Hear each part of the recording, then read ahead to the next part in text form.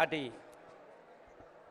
ఇందిరాశక్తి మహిళా శక్తి విజయోత్సవాల సందర్భంగా గౌరవ ముఖ్యమంత్రి రేవంత్ రెడ్డి గారు, ఉప ముఖ్యమంత్రి బట్టి విక్రమ గారు, అట్లాగే వేదిక పైన ఉన్నటువంటి సహచర మంత్రివర్యులందరికీ, ఇక్కడ విచ్చేసినటువంటి వేదిక పెద్దలందరికీ, శాసనసభ్యులకు, ఎంపీలకు, ఇతర అధ్యక్షులందరికీ, ఇక్కడ విచ్చేసినటువంటి అక్కలకు, చెల్లెలకు, అన్నల తమ్ములందరికీ కూడా మీ అందరికీ శుభ సందర్భంలో హృదయపూర్వక నమస్కారం తెలియజేసుకుంటూ, ఈనాడు ఇందిరమ్మ పుట్టినరోజు సందర్భంగా గొప్ప వ్యక్తి, ఉక్కు మనిషి, మరి ఈనాడు కాళోజీ నారాయణరావు గారి యొక్క కాళోజీ పేరు మీద కళాక్షేత్రాన్ని, కాళోజీ కళాక్షేత్రాన్ని ఈనాడు మనం ప్రారంభోత్సవం చేసుకోవడం జరిగింది.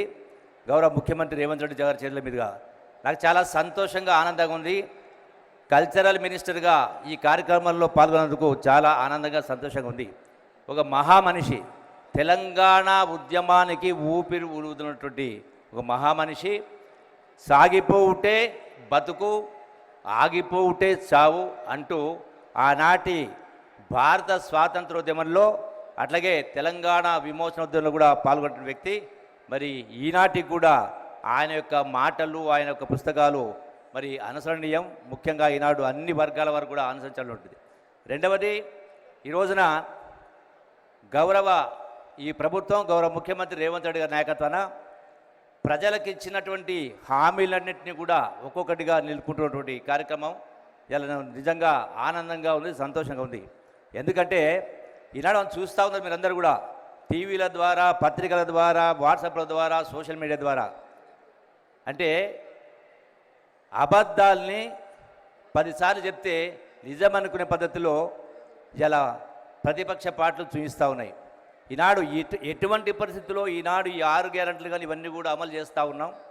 ఒక్కసారి ఈ రాష్ట్ర ప్రజానికానికి, రైతాంగానికి, అన్ని వర్గాల ప్రజలకు మళ్ళీ 10 సంవత్సరాలు పరిపాలించిన కేసీఆర్ యొక్క ఆయన యొక్క పరిపాలన దక్షుడని మాట్లాడుతూ ఉన్నారు చాలామంది.